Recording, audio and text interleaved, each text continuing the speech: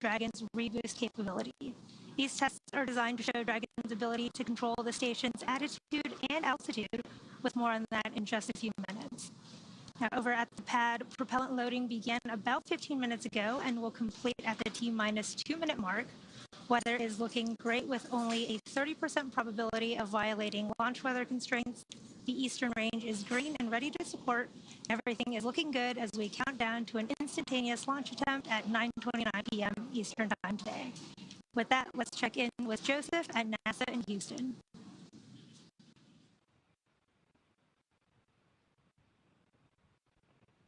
Coming to you live from the International Space Station Flight Control Room at NASA's Johnson Space Center in Houston, Texas, where our flight controllers, led by Flight Director Ron Spencer and his Gemini flight team, are monitoring the International Space Station, Dragon's ultimate destination after tonight's launch. We're closely following the launch and collaborating with you and the teams in Hawthorne, as well as the Falcon 9 team at NASA's Kennedy Space Center in Florida, to ensure that all launch criteria are met. Now, earlier in the countdown, a device called the LAMP router that enables telemetry for the crew on board the International Space Station to monitor Dragon went down. The crew was then briefly awakened from their sleep shift and recycled that router successfully. And right now, I am happy to report that the teams here in Mission Control are go for launch. The International Space Station and its crew members, including NASA astronaut and Commander Sonny Williams, Butch Wilmore, Don Pettit, and Nick Hague, are ready to welcome Dragon with its anticipated docking tomorrow morning. The crew is rested and ready to receive Dragon after witnessing the relocation of Crew 9's Dragon spacecraft after relocating from the forward-facing port of the station's Harmony module, Node 2, or the zenith-facing port of the module to clear its path for the arrival of the commercial resupply mission. Now, as we shift our focus here in Houston to the countdown for Dragon, I'll hand it back to you in Hawthorne for more details on the vehicles involved in this mission. Yome? As we continue to count down, let's take a closer look at the vehicles that will be taking CRS-31 to the space station today. Sitting atop the Falcon 9 rocket, Dragon in its trunk stands about 27 feet tall. Dragon has 16 Draco thrusters that can be used in space to help navigate the spacecraft to its destination, each providing 90 pounds of force. Dragon's trunk attached below the spacecraft holds solar cells that power Dragon while it's in free flight, and the trunk can also carry unpressurized cargo, which it will be doing today. About 50 seconds after separation, Dragon's nose cone deploy sequence will begin, exposing its guidance navigation controls that help Dragon autonomously fly to the space station. The nose cone also houses the docking mechanism that will connect with the station. Dragon has played a significant role in advancing our future in space by safely transporting crew and cargo to and from the space station. Altogether, the reusable Dragon spacecraft fleet has completed 9 human spaceflight missions on behalf of NASA and has both visited the station and returned to Earth 43 times under NASA's commercial resupply and commercial crew programs. This particular spacecraft has supported 4 previous commercial resupply missions for NASA, including CRS-21, 23, 25, and 28. And launching Dragon to orbit today is Falcon 9, a 2-stage rocket developed and manufactured by SpaceX, known for its safe, reliable, and cost-effective access to space. Just underneath Dragon, we have the second stage of the vehicle.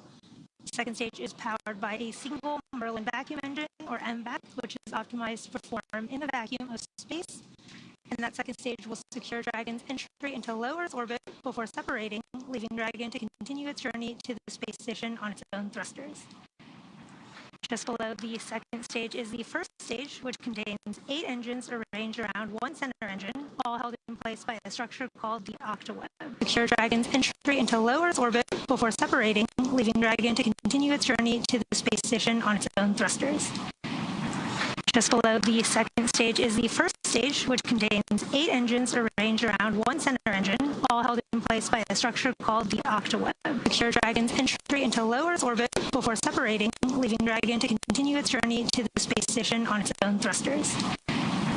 Just below the second stage is the first stage, which contains 8 engines arranged around one center engine, all held in place by a structure called the octaweb.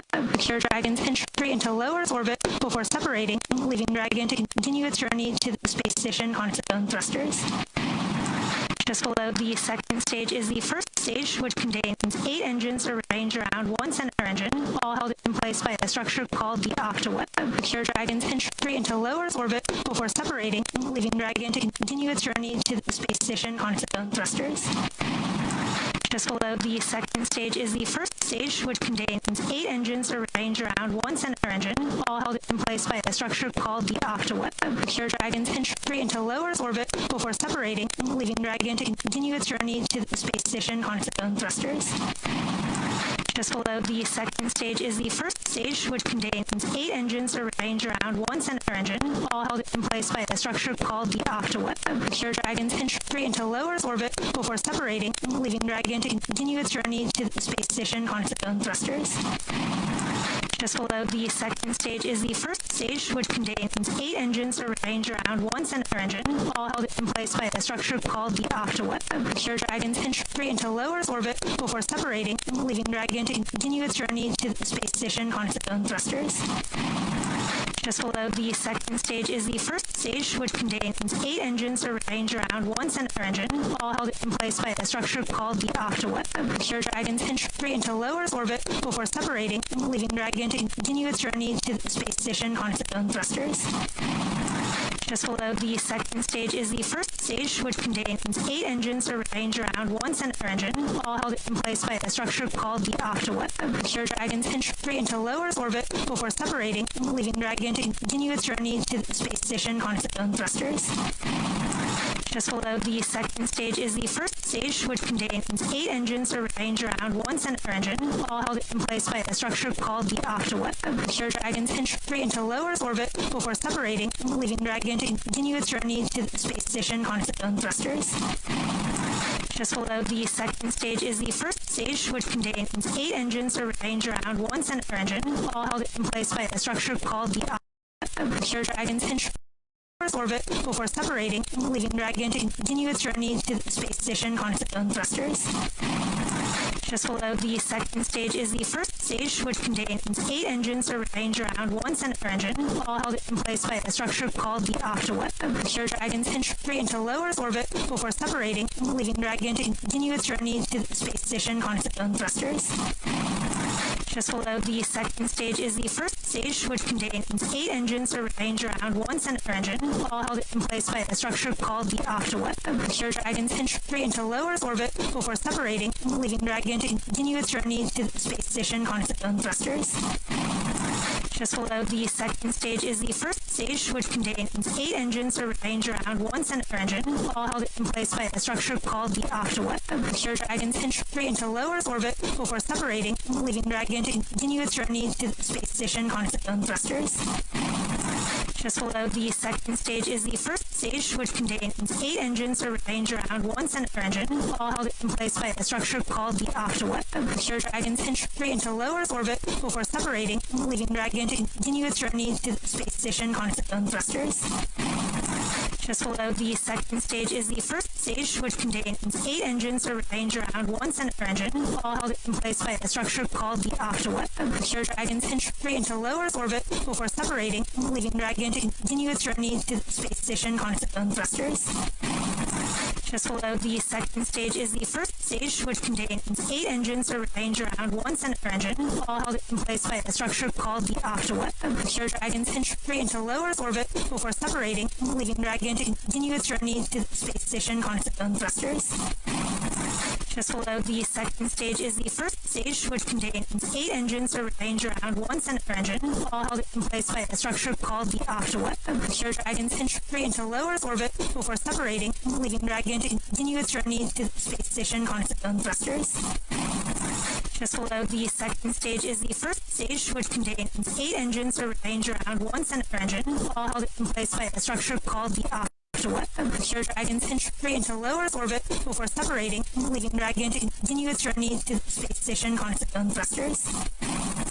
Just below the second stage is the first stage, which contains 8 engines arranged around one center engine, all held in place by a structure called the octaweb. Secure Dragon's entry into low Earth orbit before separating, leaving Dragon to continue its journey to the space station on its own thrusters. Just below the second stage is the first stage, which contains 8 engines arranged around one center engine, all held in place by a structure called the offshore web. Here, Dragon's entry into low Earth orbit before separating, leaving Dragon to continue its journey to the space station on its own thrusters.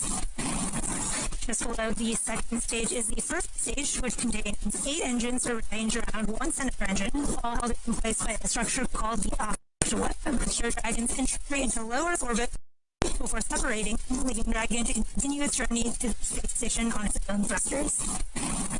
Just below the second stage is the first stage, which contains 8 engines arranged around one center engine, all held in place by a structure called the offshore web. Here, Dragon's entry into low Earth orbit before separating, leaving Dragon to continue its journey to the space station on its own thrusters. Just below the second stage is the first stage, which contains 8 engines arranged around one center engine, all held in place by a structure called the offshore web. Here, Dragon's entry into low Earth orbit before separating, leaving Dragon to continue its journey to the space station on its own thrusters. Just below the second stage is the first stage, which contains 8 engines arranged around one center engine, all held in place by a structure called the offshore web. Here, Dragon's entry into low Earth orbit before separating, leaving Dragon to continue its journey to the space station on its own thrusters. Just below the second stage is the first stage, which contains 8 engines arranged around one center engine, all held in place by a structure called the offshore web. Here, Dragon's entry into low Earth orbit before separating, leaving Dragon to continue its journey to the space station on its own thrusters. Just below the second stage is the first stage, which contains 8 engines arranged around one center engine, all held in place by a structure called the offshore web. Here, Dragon's entry into low Earth orbit before separating, leaving Dragon to continue its journey to the space station on its own thrusters. Just below the second stage is the first stage, which contains... It is currently T-minus 5 minutes and 10 seconds, and everything continues to be go for launch. Coming up shortly, the transporter erector, also known as the strongback, or TE, will retract away from Falcon. TE is the large truss structure you see there. 9 tanks are pressing for strongback retract. Next to the rocket, you just heard that call out that the tanks are pressing in preparation. Is it configured for terminal count? For strongback retract, and Dragon is in configure for terminal count. Dragon is a terminal count, is on internal power. There is that call out for Dragon transitioning to internal power. And ahead of the transporter erector reclining, you'll see the clamp arms just below Dragon begin to open.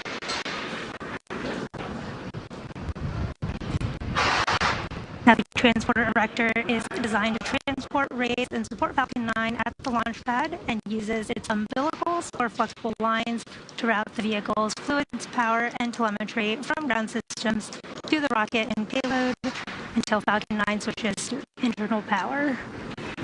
There you can see those clamp arms beginning to open right under Dragon at the top of the second stage.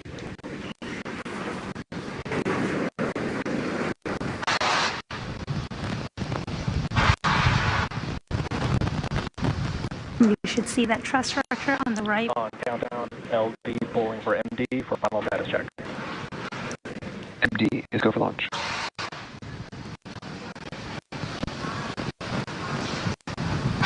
You see the transporter erector reclining from Falcon 9.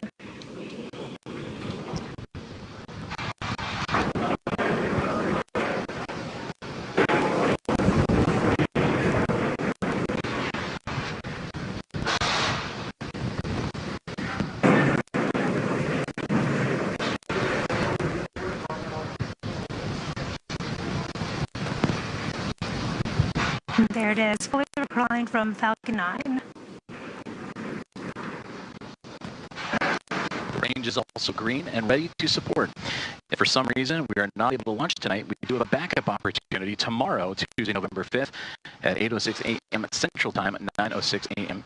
Eastern. At this point in the countdown, both the first and second stages are nearly fully loaded with 1 million pounds of kerosene fuel and liquid oxygen. At T-minus 60 seconds, Falcon 9 will be in startup. This means that the rocket's autonomous internal flight computers have taken over the launch countdown.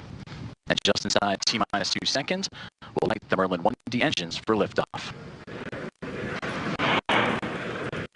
The vehicle continues to be healthy, and the Falcon 9 team is tracking no issues. Currently, the weather is green, and the range is ready to support a T0 at 9:29 p.m. Eastern Time. Weather is looking good, and in these last few minutes, Falcon 9 is performing final health checks on the primary communications, avionics, and propulsion systems ahead of launch. Stage 2, LOX load complete.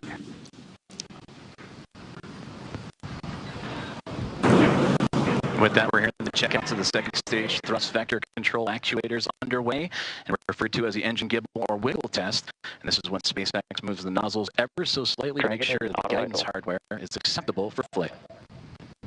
And as Dragon now moves into auto idle, continues those checkouts for the first stage engines, and that happens just seconds before ignition. At the time of launch, the International Space Station will be flying some 260 statute miles crossing the Atlantic Ocean.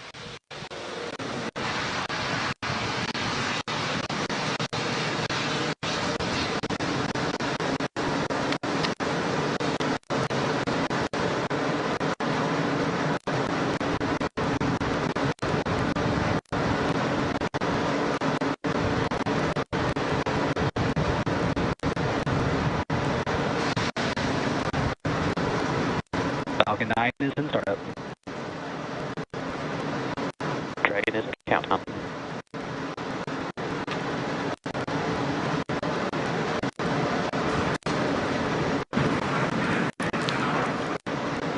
SpaceX launch director, go for launch. There is that final launch director go. All systems are go for launch of Falcon 9 and the Sierra 31 mission. T-minus 3 seconds.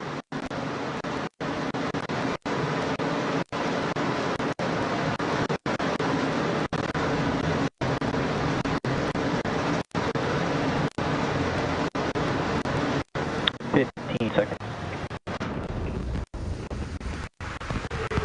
T-minus 10, 9, 8, 7, 6, 5, 4, 3, 2, 1. Ignition. Engine full power. And liftoff. Go SpaceX. Go Falcon. Go CRS. Vehicle officially on range, and we have liftoff. NASA's SpaceX 31st commercial resupply mission is on its way to the International Space Station, carrying science, supplies, and the spirit of exploration.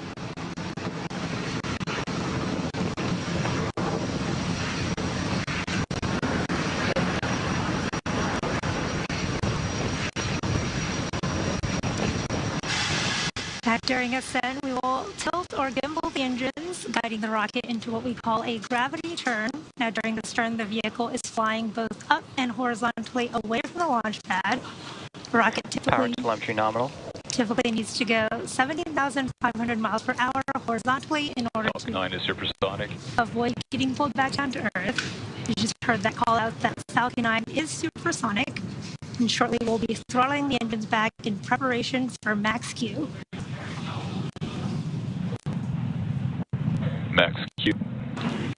There's that call for max Q. That's the maximum aerodynamic pressure that the vehicle will see during ascent. And coming up shortly, we will have a few events in quick succession, starting with main engine cutoff, followed by stage separation, Stage 2 engine chill. second engine startup 1, and the boost back burn of the first stage. You just heard the call out for the second stage engine chill, starting in preparation for that engine startup.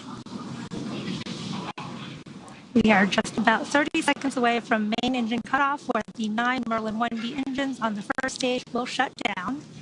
Shortly after that, the stage 1 and 2 will separate from one another, and the MVAC engine on the second stage will start.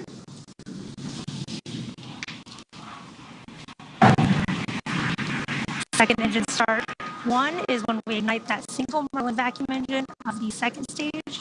Shortly after that, the boost back burn will start on the first stage.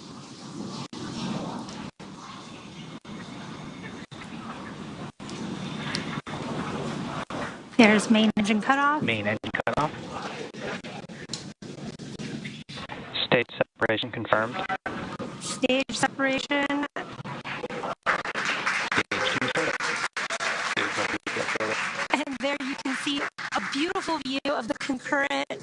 second stage engine start along with the start of that first stage boost back burn. Really cool views from the second stage engine there and the first stage.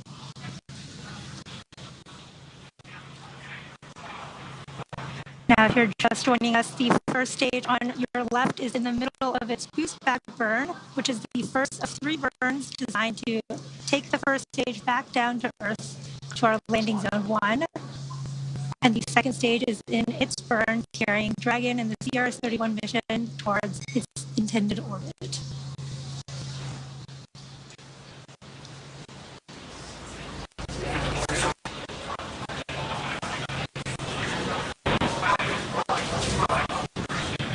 Stage 1 boost back shutdown. There is the end of that boost back burn. Again, that was the first of 3 planned burns of the first stage.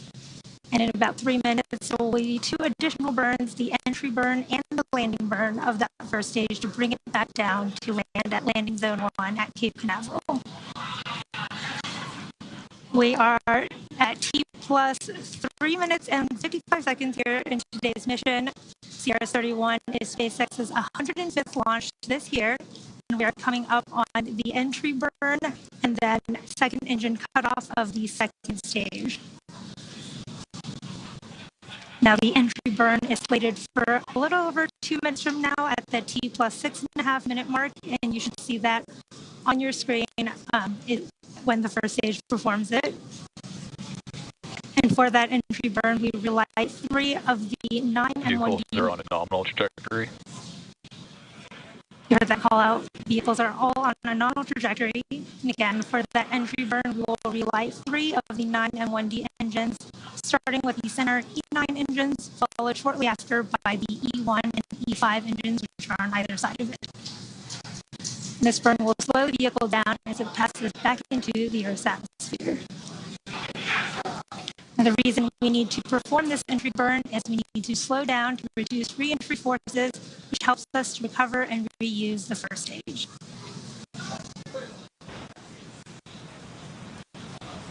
You can follow along on the bottom left and right hand of your screen for the speed and altitude for the first and second stages, respectively. And the second stage, which you can see on your screen right now, is on its first burn. And this is what will be targeting the Dragon orbit, from whence, after Dragon's operation, Dragon will continue the rest of its journey to the International Space Station using its own onboard Draco thrusters.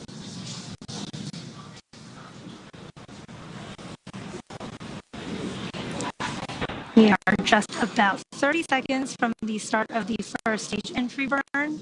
This will be about a 20-second burn that slows that first stage down as it re-enters the Earth's atmosphere. Nominal trajectory.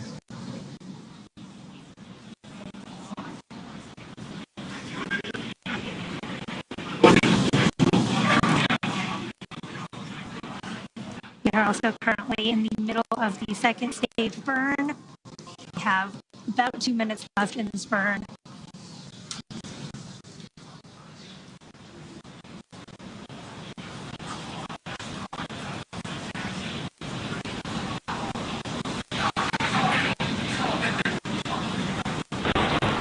Stage 1 entry burn. There is the start of the stage 1 entry burn. This is a 3-engine burn of the first stage, slowing first stage down as it comes back home. Stage 1 entry burn shutdown. Stage 1 FTS is saved. And there is that call out for a good entry burn and the flight termination system being saved. Really cool views of the nighttime on the Cape Canaveral coast.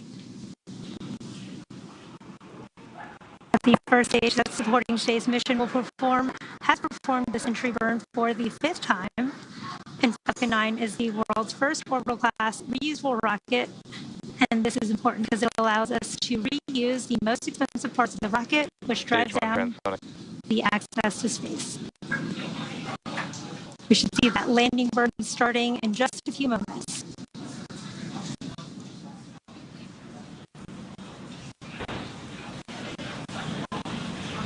Stage 1 landing burn.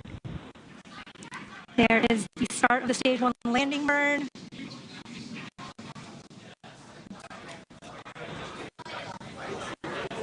Stage 1 landing leg deploy.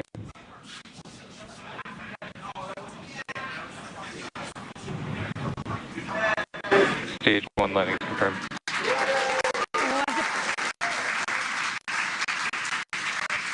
What a beautiful view of that Terminal guidance. first stage landing. And with that landing marks SpaceX's 360-second recovery of an orbital class rocket, including the first stage landings for Falcon 9 and Heavy. And we are coming up on second engine cutoff 1 here on the second stage in just a few moments.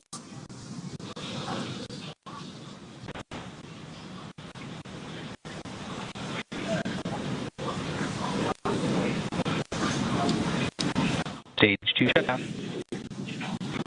There is that call out for SECO 1. You can see that back engine slowly cooling off. Nominal orbit insertion. There is that confirmation of a good orbit. Looks like we are on track for Dragon separation in just a few minutes here at the T plus 9 minute and 25 Stage 2 FTS is saved. second mark.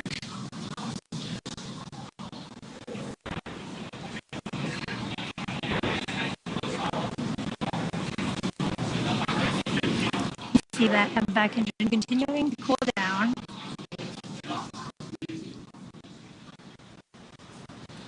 And we are waiting for Dragon separation here in just a few moments.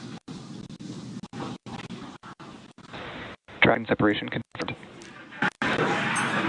There is confirmation of Dragon separation. You could just see it floating away there.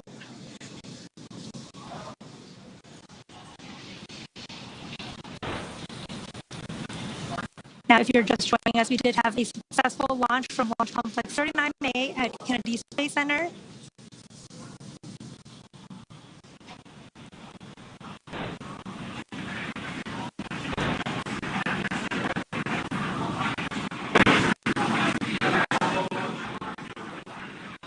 And everything has proceeded nominally so far. We had stage separation occurred at about 2.5 minutes into flight, and that was followed by a successful landing of Falcon 9's first stage on landing zone 1. And that marks the 5th landing for this particular booster. And for those of you following along, this Dragon spacecraft previously supported 4 commercial resupply missions for NASA, including CRS-21, 23, 25, and 28. At about a few minutes ago, we had a successful second engine cutoff, or SECO 1, and this was followed by a confirmation of a good orbital insertion. We recently saw Dragon separation floating away from the second stage as it begins its journey to the International Space Station. We should see the start of nose cone deploy here for Dragon shortly as well.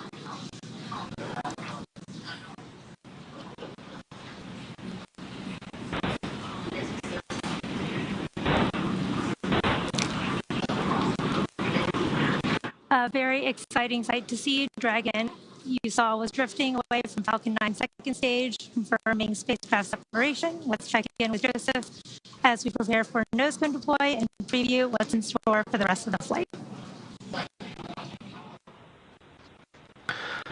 Thank you very much, Yome, and we're following along here from Mission Control in Houston, a wonderful launch of Dragon from the historic launch pad 39A at NASA's Kennedy Space Center in Florida, and it's great to see Dragon in orbit and starting its journey on the way to the International Space Station. We're continuing our coverage here in Mission Control Houston and awaiting for the nose cone to deploy, and that is currently about to begin here in just a few moments. The nose cone is at the very tip of the Dragon spacecraft, and once it's deployed, it will expose the 4 forward bulkhead Dracos. These Draco thrusters will execute a series of maneuvers necessary to raise Dragon's orbit and meet up with the International Space Station, and all that will begin in a little over half an hour from now. Now, for Dragon overall, it is carrying well over 3 tons of cargo that is heading to the International Space Station and the Expedition 71 crew, and that includes crew supplies, of course, science investigations, spacewalk equipment, vehicle hardware, and computer resources. And one thing that the Dragon is carrying also is a lot of food for the crew on board. And a common and fun question we get here at NASA is what kinds of delectables are inside Dragon and are on their way to the station for that crew who are anxiously awaiting them. And we did receive a note that there is a fresh food kit that includes some fruits and vegetables, much like citrus and apples, some blueberries, sweet onions, and all that on its way inside Dragon right now. There are also 4 zipper crew kits, including crew preferences of coffee. With the holidays arriving, there's 1 bulk overwrap bag, or bob, that features special occasion holiday items like lobster, crab, and quail. In addition to these items, there are also 110, that's right, 110 bulk overwrap bags containing standard food menu items, as well as some crew preference choices along the way. Now, as we take a look at the control rooms that are monitoring Dragon's progress and the International Space Station, they're on your left, the International Space Station Flight Control Room, which is where we are here in Mission Control Houston, and then, of course, on the right, the teams in SpaceX monitoring Dragon's journey. And now this journey is going to continue on into the early morning hours and through the phasing burns that will be required to get Dragon to the space station by both teams, and then they'll come together jointly just before docking to work and connect the cargo craft to the orbiting laboratory. And we're continuing to await the nose cone deploy of the Dragon craft as we continue to monitor everything here from Mission Control Houston.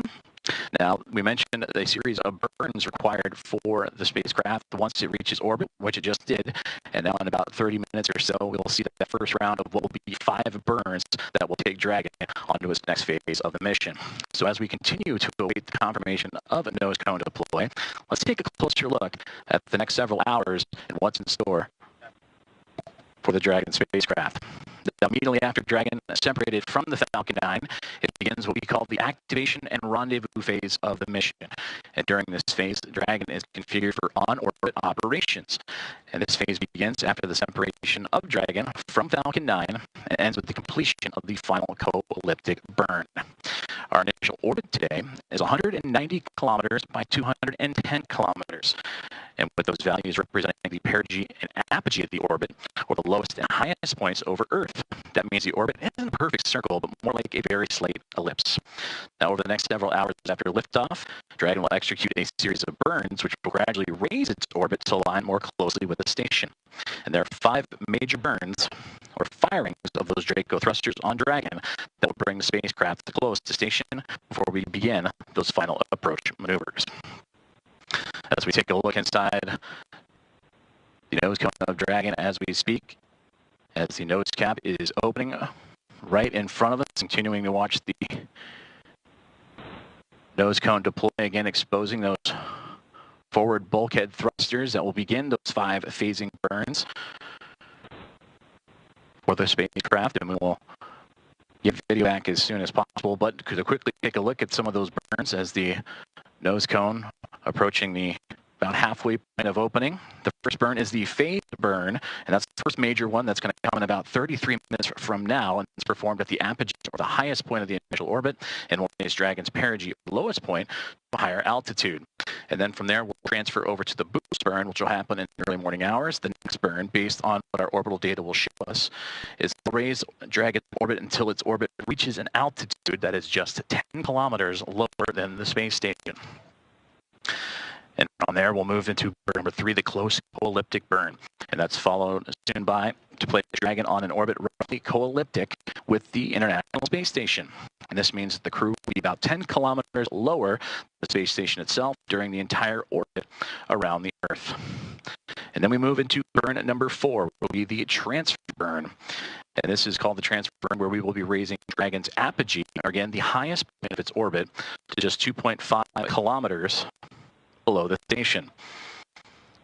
As we continue to monitor the nose cone deploy Dragon as we speak, about 3/4 of the way there to transfer us into the breakdown of the fifth burn, the final co-elliptic burn, and that is where we will round up everything with that final co-elliptic burn to once again maintain a constant orbit beneath the station, this time just 2.5 kilometers below.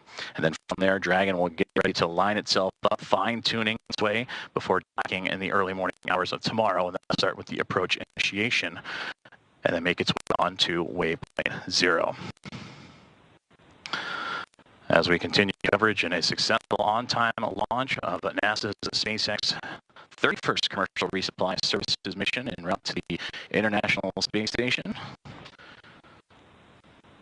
As nose cone deploy, just a moment away from locking into position.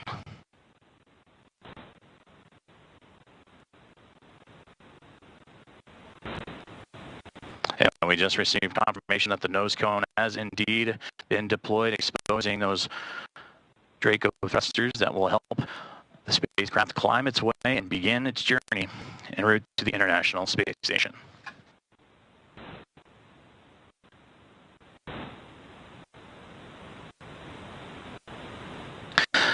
Now that the nose cone is deployed, Dragon is ready for its phasing burns to the International Space Station with a successful orbital insertion. And I'm now joined by Bill Spetch, Operations Integration Manager of the International Space Station. Bill, thank you very much for joining us. Great to be here. We've discussed the crucial role of collaboration, teamwork, and dedication in making missions like this possible and ensuring a continuous flow of science, technology, and resources. How have you witnessed this in your team's preparation for this mission and in recent missions? Operating a world-class orbiting laboratory requires extensive collaboration across all aspects of the ISS program.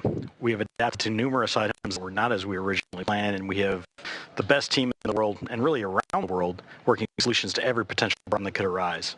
Most recently, the outstanding international collaboration around the very busy traffic schedule to ISS, and adjusting to that ever-changing launch and landing schedule while we prepare for the future by adding new capabilities to the ISS. It certainly has been a busy time for the space station. Feels like it's been like that for quite some time now. And with this cargo mission, add that to the traffic dossier for this mission. Well, in addition to the cargo being delivered aboard it, another important aspect of this mission is showcasing the spacecraft's reboost capabilities. We touched upon it earlier at broadcast of this importance and what it means to the International Space Station. But can you explain the significance of this ability and its importance for the space station? Yeah, the ISS requires periodic boosts to maintain its orbit around the Earth. And normally these are completed by Progress, the Zvezda service module, or even Cygnus. It is important to us to continue to add capabilities to the ISS, and performing reboosts with Dragon is an awesome addition to that capability. Plus, this allows the team to gather data that helps inform the design and operation eventually of the US-2 orbit vehicle. In your time and in your career with the International Space Station, you focused on maintaining its health and its integrity. How do missions like this one help achieve those goals while also advancing the station's capabilities, like I just touched upon with some of the traffic coming to and fro, also the scientific research and the technological developments? ISS depends on a steady flow of supplies to safely maintain and continue on with its mission. This mission delivers examples of all those needs for the vehicle. Dragon will deliver food, spares, and of course, the very important science that we conduct on board. Dragon also returns items to the ground. This allows us to refurbish hardware instead of building new copies, investigate designs, and improve reliability for future spaceflight endeavors, and allows the scientific sample return to Earth that furthers research. Well, we look forward to seeing all that this mission has to have in store, especially those reboost capabilities for this Dragon spacecraft. Bill Spetch, Operations Integration Manager of the International Space Station. Sir, thank you very much for your time. Thank you. Dragon now begins its journey towards the International Space Station, using phasing burns to gradually close in the distance. This process will take about a day and a half, with the approach and docking expected actually early tomorrow morning at 9:15 a.m. Central Time, 10:15 a.m. Eastern. Tune in to NASA Plus for live coverage of the final approach and docking starting at 7:45 a.m. Central Time, 8:45 a.m. Eastern, with docking expected around 9:15 a.m. Central, 10:15 a.m. Eastern. With a couple of hours after docking and settling in, the Expedition 72 crew will perform a series of leak checks, and the crew will begin to then unload the Dragon spacecraft. For the latest updates, be sure to visit nasa.gov. We will see you tomorrow for docking, and until then, let's check in one more time with Yome and our team in Hawthorne. This is Mission Control Houston. Thanks, Joseph. The Dragon supporting CRS-31 will return to Earth in about 1 month. SpaceX is honored to be a part of NASA's Commercial Resupply Services initiative to deliver critical cargo to the space station. And we thank NASA for entrusting us with today's mission. This mission marks our 105th of the year and our 400th successful liftoff of Falcon. Thank you to the entire SpaceX team and to all of our customers for helping to make this incredible journey possible. And congratulations to the SpaceX and NASA teams for tonight's successful launch. Make sure to follow us at SpaceX on X and check out spacex.com/launches for up-to-date missions and schedules. Thanks as always for tuning in, and have a good night.